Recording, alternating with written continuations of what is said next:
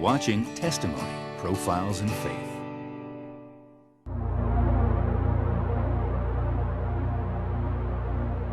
A blanket of fear was being laid down by one individual.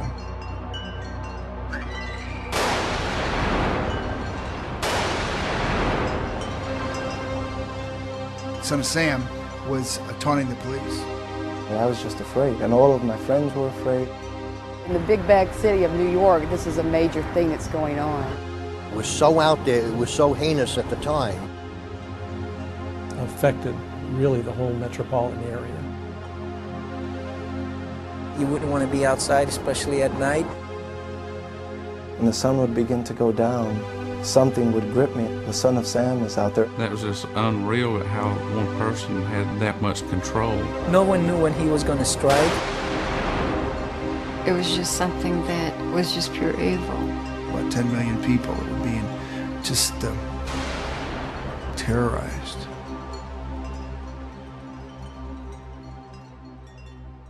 I was born in 1953 in Brooklyn, New York, and taken right home to the Bronx. I was adopted right at birth by Nathan and Pearl Berkowitz, and I lived in the Soundview section of the Bronx. We lived in a small apartment in a six-story tenement building. Around the age of 5, I began to experience a lot of emotional problems and inner struggles. I began to have various emotional and psychological problems. I was not behaving, not growing up as a normal child. There was this dark, evil, satanic pull in my life, even since I was a child. As I got older, I began to run the streets, hanging out with some of the older teenagers. I felt these urges to jump in front of cars or to jump off a walk bridge. Now, what normal child would have these kind of desires, these self-destructive things? And now I learned that this was demonic, that I was demon-possessed. And I believe that with all my heart. After my mom had passed on, my dad and I moved to another part of the Bronx, which was like in a better neighborhood, because the neighborhood where I grew up in was very, very bad. I mean, people were shooting heroin on the rooftop. There was all kinds of crime in that neighborhood. So it was my dad's desire to bring me up in a better neighborhood.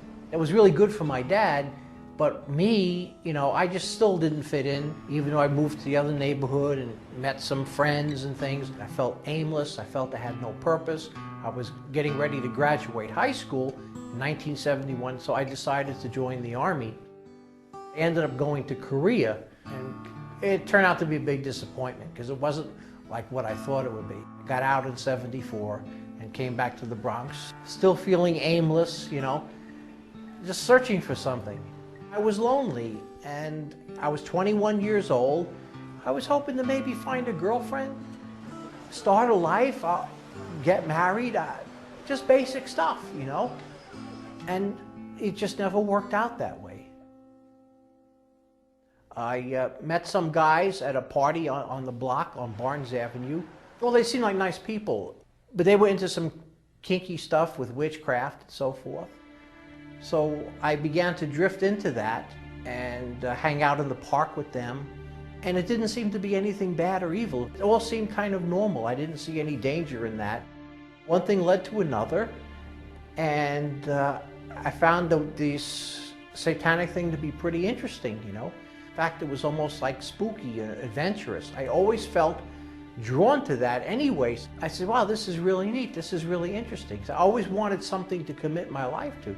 I think one has to understand the life that David had prior to his involvement in Satanism.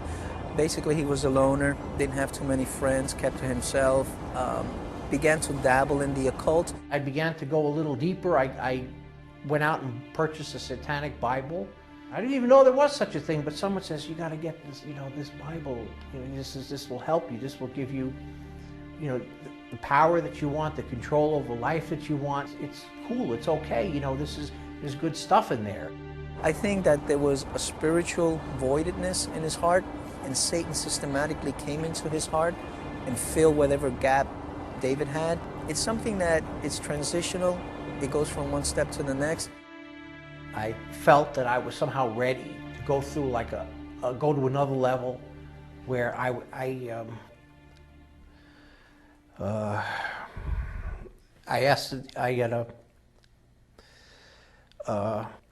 asked the devil to come into my life and take over, and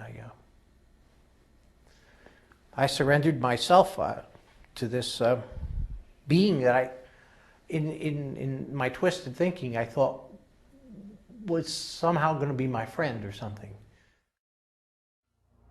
A pact with the devil basically means, and many people do it this way, they take a piece of paper or parchment paper, they literally write either in black or red ink or in human blood a contract with the devil. What basically that means is that Satan will completely take over their lives. Their thinking, the way they act, the way they behave, everything. You make a contract with the devil and ultimately you commit murders. Under some of the literature that I had read, Satan and Jesus were working together for the same goal.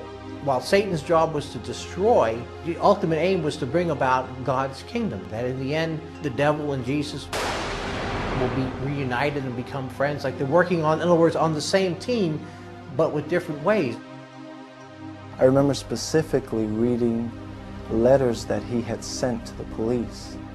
And I remember the fear that it created in my own heart. I actually believed this in my mind. I become convinced over time that my job was to be a soldier for the devil and to bring destruction. It caused me to step back, but even as a prison guard, and say, boy, this guy must be really either sick or something, that he's taunting them.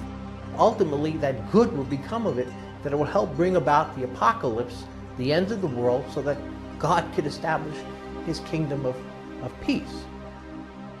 That made sense to me back then.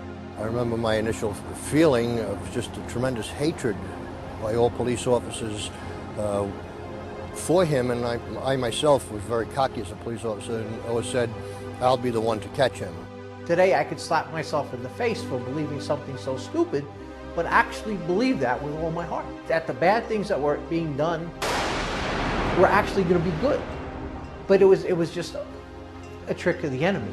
I remember we used to get the newspaper and we would say, it's happened again.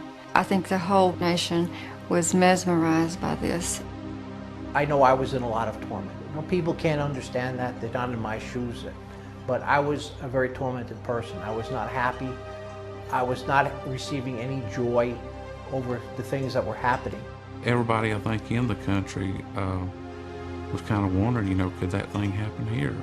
I wanted out of that so bad. I couldn't wait, in a sense, to finally get it over with. And I remember when I was arrested and the cops surrounded me with guns pointed in every direction as I sat in my car in front of that apartment building on Pine Street. They took me out of the car, and one of the officers, he said to me, are you glad this is over? And I looked at him and I said, yeah, I'm very glad. And they were all like taken aback that I was almost happy. I was thankful. Every newspaper, every television station was on it, and I remember looking when they brought him out, and I remember they had his hands behind his back, and to look at it, and I looked and I saw evil, just evil. In fact, I remember one particular frame of a picture. He had a smirk on his face. Coming up, hear how David's sinister behavior even frightens the prison guards. Of all the inmates that I ever dealt with, he was spiritually the most tormented, and it actually scared me. And later, see how only God could break the chokehold of evil on David's life. I felt this urge to get down on my knees in the darkness of the cell, and I began to pour out my heart to the Lord. When Testimony, Profiles in Faith continues.